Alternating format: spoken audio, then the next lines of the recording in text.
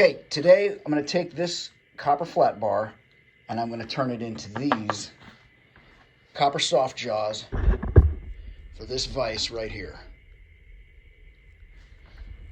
I'm going to use the original jaws plus these aluminum soft jaws that I bought as a blank. And I'm not going to use a mill. I'm not going to use a grinder or anything like that, or any parts that are purpose made for doing something like this. I'm just going to use the drill press, a modified drill, and files and sandpaper.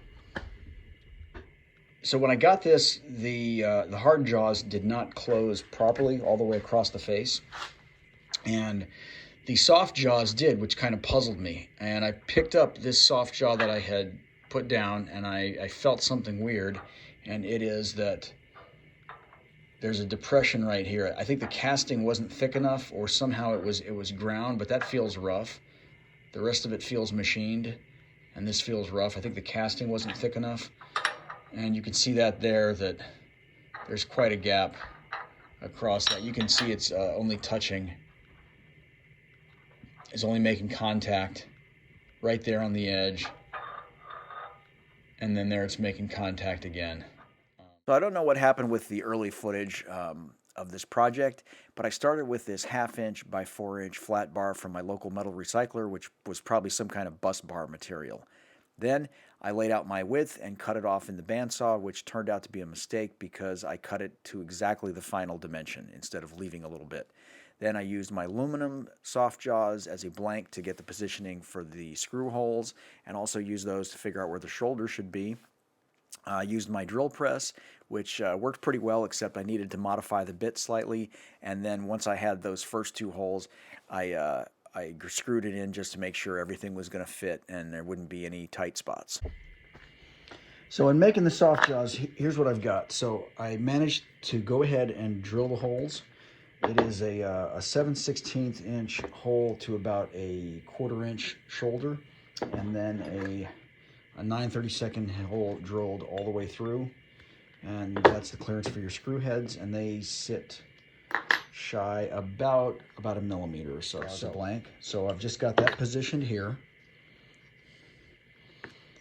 The aluminum soft jaw is just a little bit longer than the piece of copper that I cut. That's my fault. But then I'm going to take these pliers, and I don't remember what these are called, but it's some kind of plier that's meant to clamp thin sheets. I got it at Harbor Freight, and I'm going to use that to clamp this in place. And you can see that's flush, held in place. Or what I'm going to try is I'm going to try and use my 9/32 inch drill. This is one of the DeWalt style that's got a flat, and that's how I'm able to use the 7/16 inch to get the shoulder that matches the shoulder for the screw head. So I'm going to insert that. I've tried it a bunch of different ways, and I think this is the way that's going to give me a mark that's dead center. I'm going to reverse that as I press it in, and that's got a pretty good hole there. And I'm going to do the second.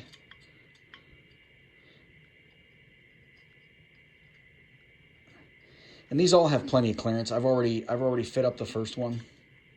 I wanted to see how it would work the first time. Okay, and that's good.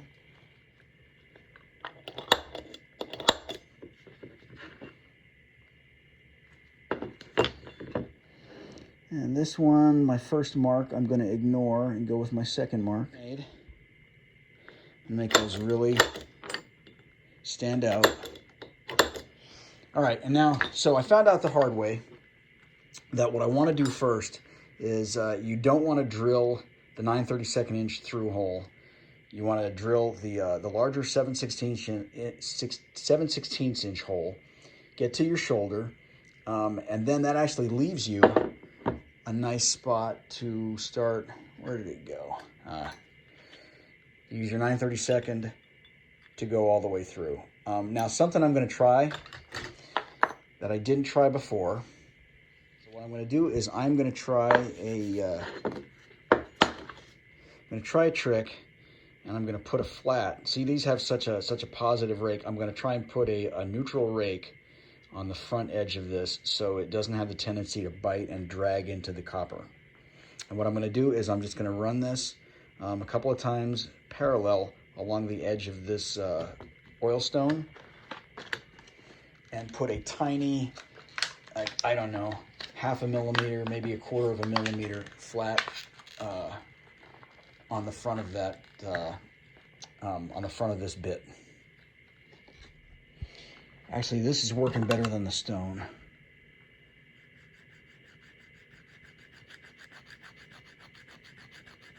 And this gives me a little bit more control.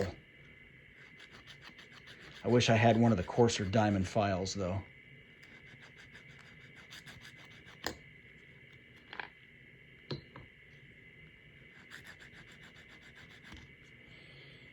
I don't know if you can see that. There's a tiny little flat on that now.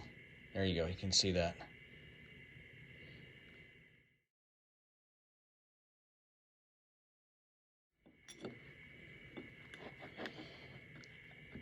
When that goes to that mark,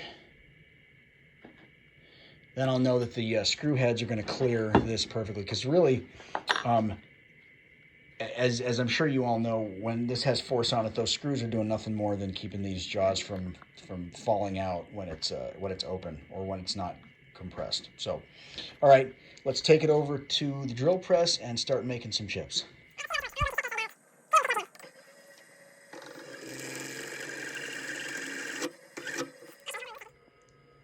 Let's turn this up just a little bit more, maybe 400 RPM.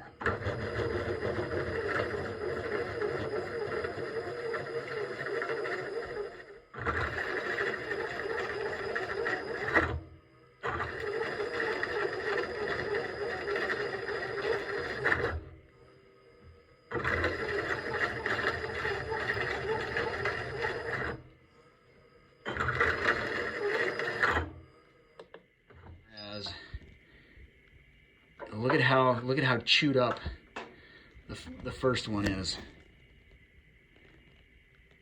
And that's pretty nasty looking finish in there. And then here is the zero rake. Is definitely much cleaner and smoother.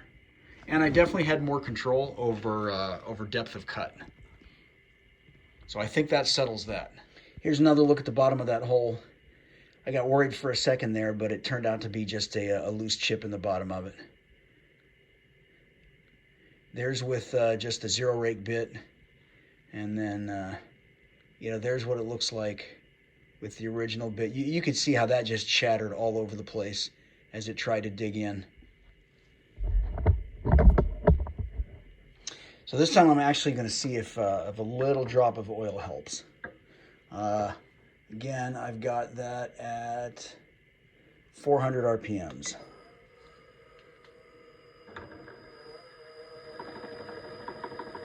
Oh, that actually seems to have helped a lot.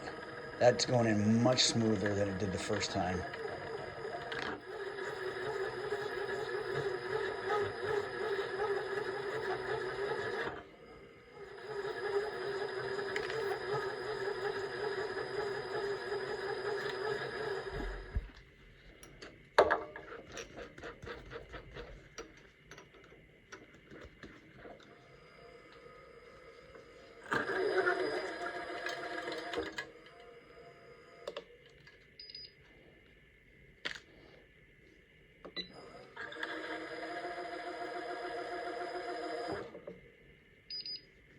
Well, the ribbons are back. Oh, yeah, I know why. That's what you get because that has the positive rake tip on that drill.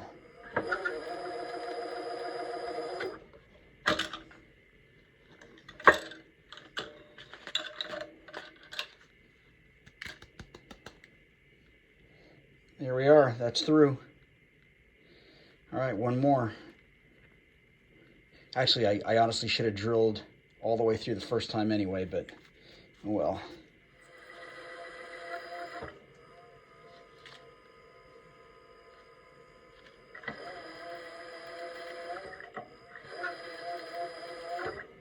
I'm going to slow that down just a little bit.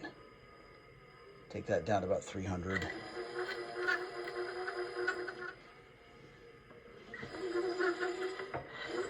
And that's through. That's done. That looks pretty good. I'm just going to deburr the back side.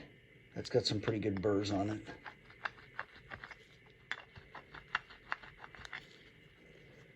All right, now I need to set up the bandsaw and cut these 2 bars out. How hard can it be?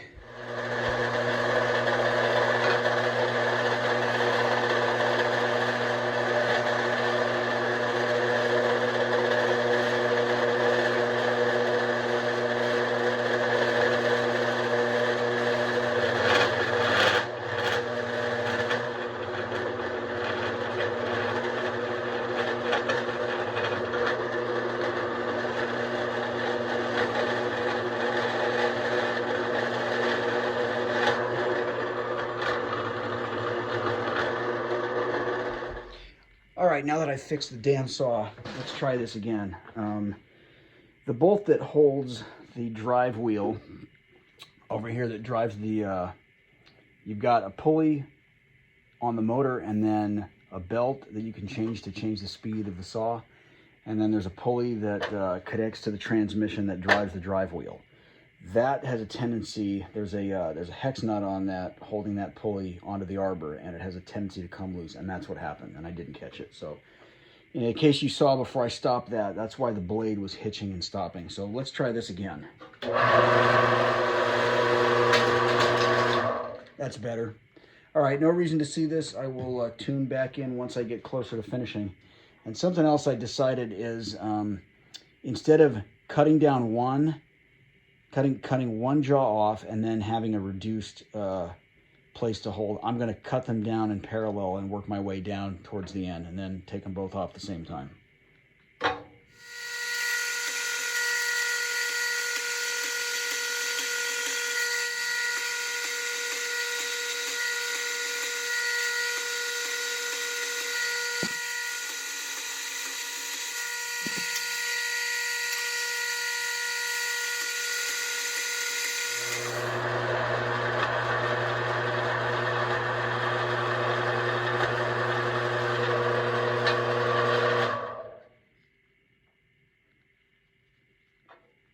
All right, there we go.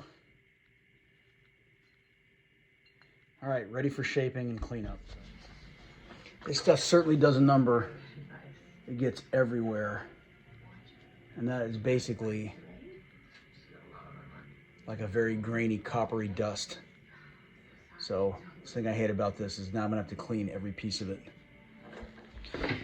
All right, here's a dry fit of the soft jaws. Got them cleaned up. This is a pretty good fit. I'm super happy with this. The only thing I'm not happy about is the length. I somehow got the offset wrong, so this is gonna have to come, I have to take a little bit off this one, off that fixed jaw, and then the dynamic jaw on this side overhangs a little bit, but so I'll just make it flush. So you know what, I'll take that, and then I will form these and flatten them and polish them, and then I'll call it done. I did want to show you what the recess looks like of the heads. That's pretty good. And taking advantage of the natural finish. This is as smooth as I care this to be. It's going to get dented through use anyway, and that's what they're for. So what I'm going to do, I've got my I've got a rough file. This is a furred, which I haven't used these a ton. And I have to bring down the dynamic jaw to about the level of the static jaw, and then I'm going to try and clean up the edges and just give everything some sanding with progressively finer sandpaper, and then call that good.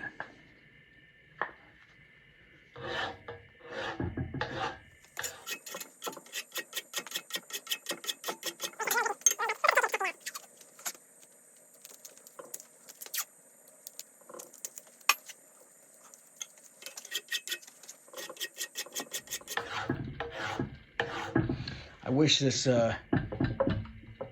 was heavier. and a little more stable, but I don't have a better surface to hold this down on. Trying very hard not to round this top over.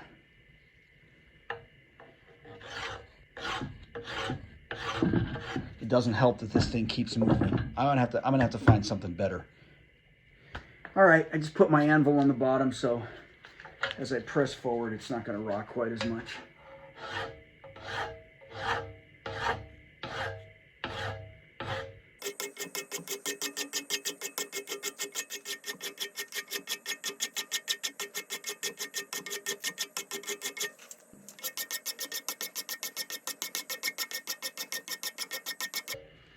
I almost have all the saw marks out of the dynamic jaw, which sits a little higher than the static jaw.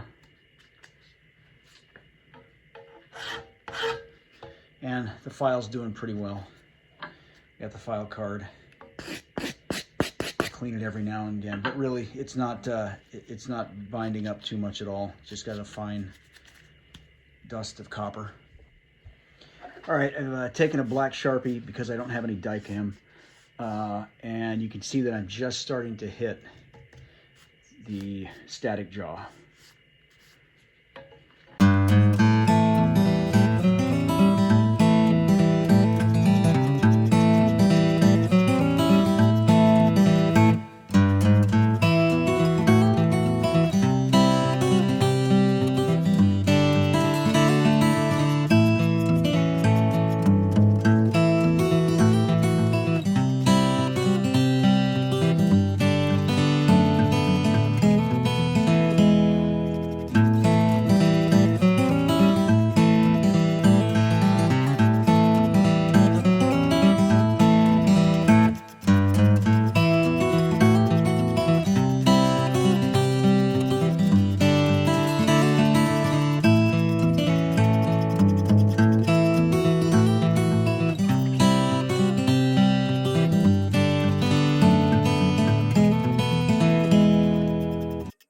So as I get close to switching to a fine file and then sandpaper and then eventually polishing this, I thought I'd mention I thought it would be hard to keep this flat, but you know, long strokes, even pressure across the entire face, and that hasn't been a problem.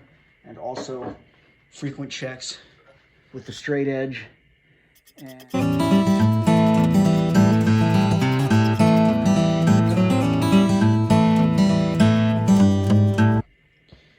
I'll be honest, if I wasn't doing this for a video, I would probably quit right now and call it good, because these cuts here are quite a bit deeper, and so I've got quite a bit more to go. Even though you can see this is totally flush right here, you can't not even see the line between the two halves.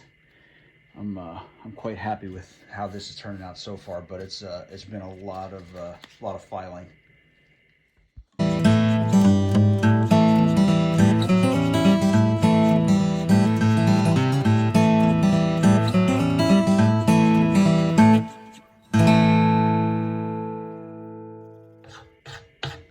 Not that concerned about dragging the file back across this. This file is, I don't know how many times harder than copper, but it's much harder. So I'm not going to hurt the file by dragging it once in a while.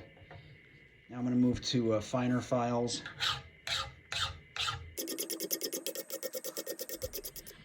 All right, done with the files. Now I'm switching to some 220 grit sandpaper.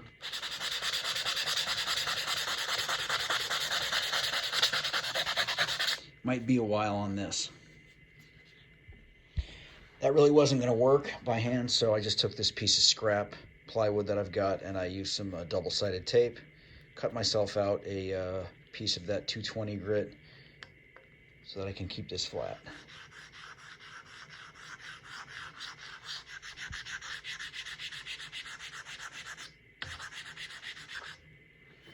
It's not bad. It's not clogging up, so far so good.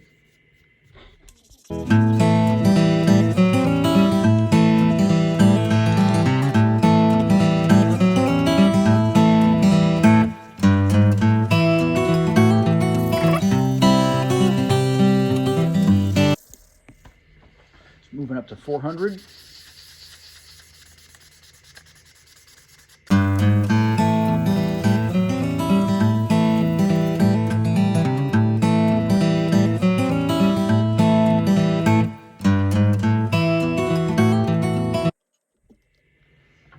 thing I can feel after breaking that and tightening it again is this thing sucks at keeping alignment, because you can feel the line there, and you couldn't feel it before.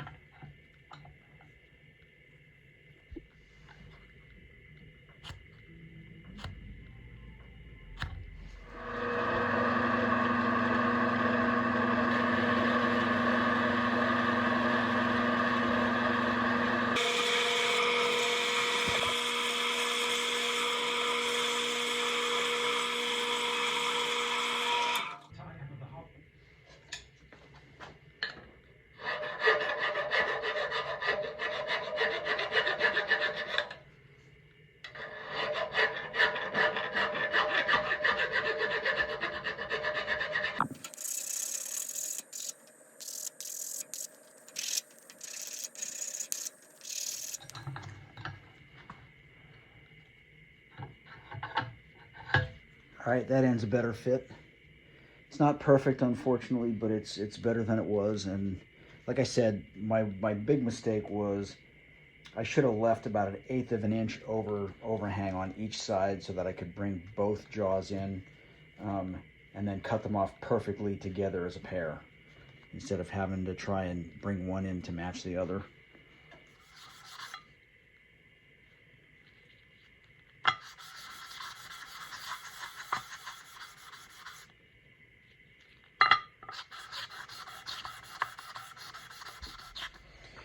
Since I've hit both of these on the plate and hit the real high spots, I'm now going to take and use the 600 grit by hand. The fixed jaw I've already done, and I've also etched a little F into the back and a D into the back of the dynamic jaw. So I'm just going to hit these a little bit by hand with the 600 compound, but just across the top. So I'm going to polish that.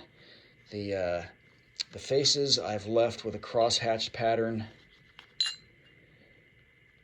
put in by the 400 grit, and then the rest, the other sides, I've hit with the 400. I'm sorry, the 320 and then the 400. So this the pattern on the front is made with the 320, and it's just a cross-hatch pattern.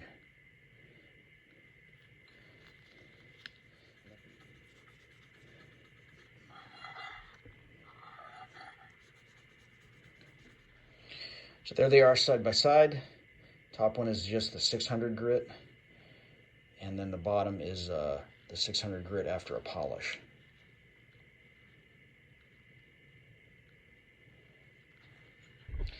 All right, so now that I'm finished with these, how'd they turn out?